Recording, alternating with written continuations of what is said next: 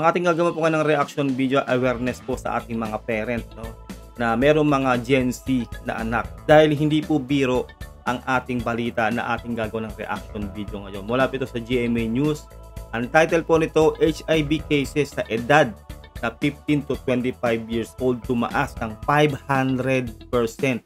Pagdedeklara ng HIV bilang National Public Health Emergency, pinag-aaralan ng DOH. Grabe po yun, no? Kaya pakinggan po natin to, pero bago po ang lahat, kung hindi ka pa nakasubscribe, mag-subscribe ka na para ma-update ka kapag naglalabas tayo ng ganitong reaction video. Mahalaga po to, no? Lalo po doon sa mga may anak. Simulan na po natin to. Let's do this. Pinag-aaralan na ng Health Department na ideklara bilang National Public Health Emergency ang Human Immunodeficiency Virus o HIV. Ayon sa DOH, nakababahala na raw kasi ang biglaang pagdami at pabata ng pabata pa ang nadaragdag sa mga kaso ng HIV. Nakatutok si Maki Pulido.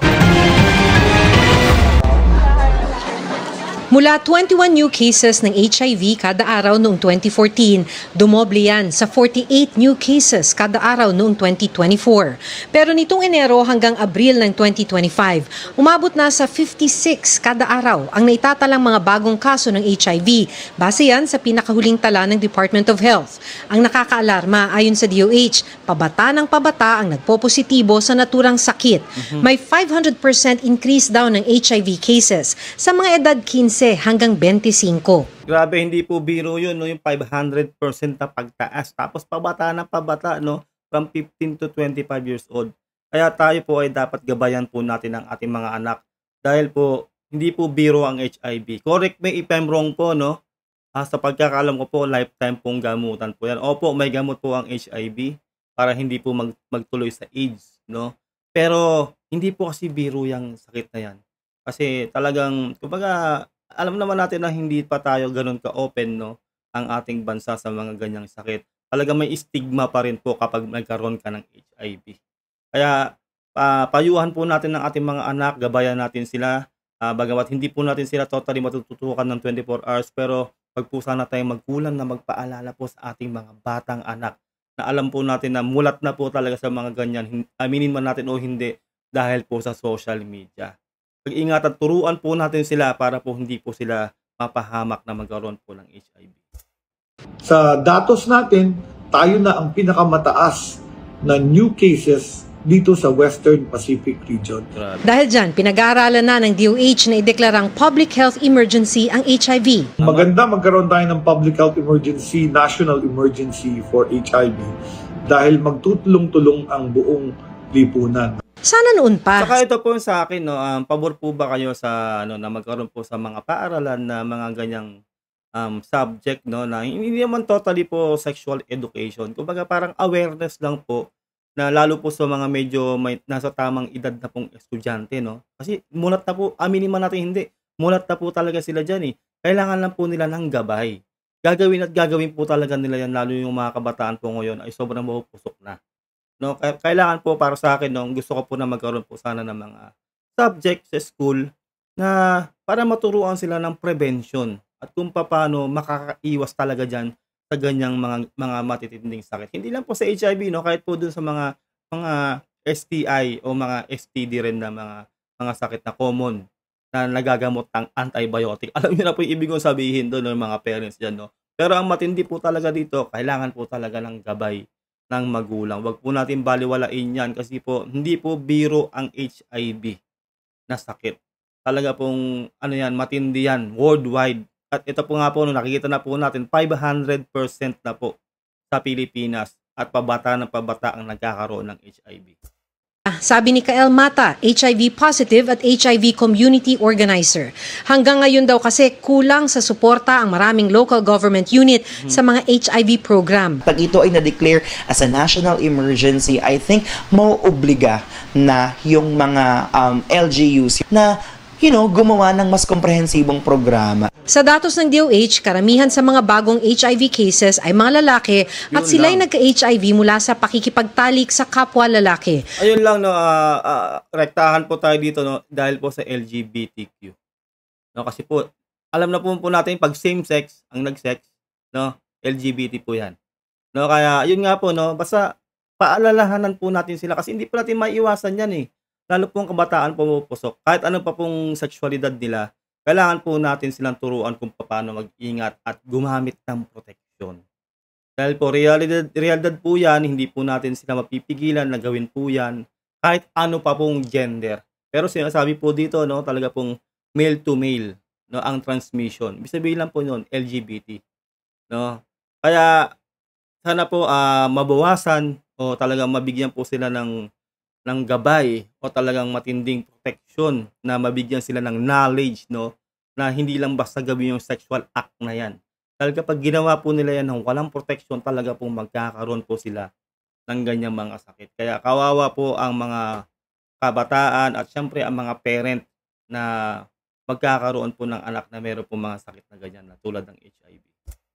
Maaring ito raw ay dahil pinadali ng social media, Tama. dating apps at chat rooms ang pakikipag-meet up para sa sex. There is nothing wrong with sexual contact if you do it safely. Tama yun, sinasabi yan, di ba sinasabi ko? Kailangan maturuan natin sila, ang ating mga kabataan, na gumamit ng protection para hindi sila magkasakit. Lalo po ngayon, no, napakadali nga po daw, sabi nila, na ma-access ang lahat sa social media pa lang, madaling mag-meet up, talagang ganun po kadali ngayon. At talaga pong mapupusok na po talaga ang kabataan dahil ibang era na po ngayon, digital era na. Kaya kailangan po ang mga parent o mga guardian po ng mga, lalo po yung mga minors, 15 po yun, di ba? Sabi, from 15 years old to 25. Kailangan po gabayan pa rin po natin sila. Wag po natin baliwalain yan. Alam po natin na marami po sa atin na nakaranas po niyan, no, kabataan din natin. Hindi po natin didinay yan. Pero iba na po kasi talaga ngayon. Talaga pong simpleng ganun lang. Talagang nagagawa na po nila yan. Dahil po sa digital era na ngayon as sa social media. Kaya wag po natin babaliwalain to. Kasi po nakaka-alarma na po talaga yan dahil 500% na po ang itinaas. At pabata ng pabata, Gen Z ang naapektuhan po ng HIV sa Pilipinas. Kung meron kang protection, barrier protection. Pero sabi ni Mata, hindi mga dating app at chat room ang problema, kundi access ng kabataan sa proteksyon tulad ng condom. Sa buong Pilipinas, I can say is the total numbers of HIV cases among youth ay 33% sa kabuang total. Mga kabataan, if they go to health center, they ask, pwede ba makingi ng condom? Ang sagot sa kanila, saan mo gagamitin? Bakit mo kailangan? Dapat mapadali rin daw ang access sa HIV treatment hubs at testing facilities. Kaya malaking tulong ang QR code na ito na nagbibigay ng directory ng mga HIV treatment hubs at testing facilities sa buong bansa. Actually, para sa akin, sobrang kulang pa nga po talaga yung edukasyon, lalo po ng mga kabataan, para makaiwas po sa ganyang mga sakit.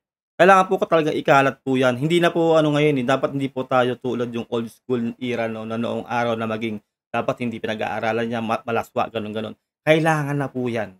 Actually, yung sexual education, kailangan magawa na po yan para ma-prevent po ang ating mga kabataan sa mga ganyang sakit. Di ba po? Kailangan ng protection nila at hindi po kasi biro ang HIV at yung iba pa pong mga sakit related sa sexual contact. Maaari ring itanong yan sa inyong health centers. Maliban sa mga pampublikong ospital at health center, meron din mga pribadong ospital at non-government organizations. Giit ni DOH spokesperson Albert Domingo, bukas ang testing kahit sa menor de edad na walang parental consent. Libre ang testing at libre ang antiretroviral na gamot. Sana sa akin, wag lang umabot sa magpapatest na yung kabataan para yung magkaroon na sila ng alinlangan na may iba na nararamdaman, no? Kailangan ma-prevent na po, no? Mas maganda po yung prevention is better than cure, di ba po? Kailangan mamulat na po sila sa realidad na kailangan po nila ng protection at knowledge kapag ginagawa po nila yung mga ganyang bagay. Para po hindi po sila magkakaroon at hindi po kakalat. Kasi karamihan po, kaya po kumakalat po yan, ay hindi po sila, wala po silang knowledge o hindi nila alam na meron na po pala silang HIV. Kaya siyempre po, akalat po yan, nakakalat. Siyempre po, may contact eh. 'Di ba? Kaya kailangan po ma-prevent po talaga yan. Maturuan sila ng tamang pakikipagtalik. Magkaroon sila ng protection. Dahil hindi po biro yan, minors po yan, 15 years old. 'Di ba po? Gen Z. Kaya sana po mapalawig pa po ng gobyerno natin ang awareness dito. Tama po yun, no? Na sana gawing National Public Health Emergency po yan ng DOH. At sana po lahat po ng LGU ay talaga po mag-step up, pati po ang mga paaralan, ang ating Department of Education. Para sa akin po, kailangan na po talaga Dahil hindi po biro yung 500% na pagtaas ng HIV sa atin sa Pilipinas, lalo sa mga Gen Z ngayon. HIV is not a death sentence. Hinahawig nga namin yan parang high blood is at the end of your life. No, it's not. You just have to take maintenance. PhilHealth even has an HIV package. Pero sabi ng DOH, dapat wag nang paabutin sa gamutan. Yun yung sinasabi ko. Yung sinabi niya, oo, tama, may gamot. Pero, mas maganda yung hindi na dapat mag-maintenance ng sinasabi niya. 'Di ba? Hindi po ganoon eh. Dapat maging aware pa rin po ang kabataan o kahit po lahat po tayo no, na ay may gamot naman yan eh, okay lang. Hindi po ganoon eh. Mas maganda pa rin po na hindi ka nagme-maintenance o naggagamot na actually na wala kang ganyang sakit. Ganun po dapat ang mindset, no? Kaya ang sinasabi ko sa inyo, 'di ba? Dapat prevention is better than cure. Mas dapat 'yun po ang mangyari kaysa po yung magme-maintenance ka o maggagamot ka dahil meron ka na niyan. At lalo po ngayon, meron pa rin pong stigma sa mga may HIV. Malaking dagok po yan sa mental health. Lalo po ngayon, yung mga kabataan po ngayon, sobrang grabe po yung naapektuhan yung mga mental health nila. Sobrang hina po nila. Yung mga kabataan po ngayon, iba po yung mental state po nila. Sobrang konting bagay lang, talagang bumibigay po yung mental health nila. Kaya dapat po, no, mas magandang prevention is better than cure kaysa mag-maintenance ka na sinasabi niya. Maliban sa condom, may mga bagong gamot na tulad ng PrEP o pre-exposure prophylaxis na iniinom para pigilan ng HIV kung nakikipagtalik ng walang proteksyon. Para sa GMA Integrated... Ayun lang po, no, sana po magsilbing leksyon po to sa ating lahat, sa mga parent, no, at syempre po sa mga Gen Z. Syempre po marami po makakanood na kabataan po nito. Ipanood po natin to sa ating mga anak, sa ating mga kamag-anak na bata pa na alam po natin na mapupusok. Alam natin na pwede pong mangyari sa kanila to. Mas maganda pong ma-prevent po sila sa mga ganitong mga sakit. Yun lang po, no, sana nagustuhan natin reaction video. Ingat po kayo lahat. Huwag nyo kadilimutan na mag-subscribe. God bless and peace out. Bye.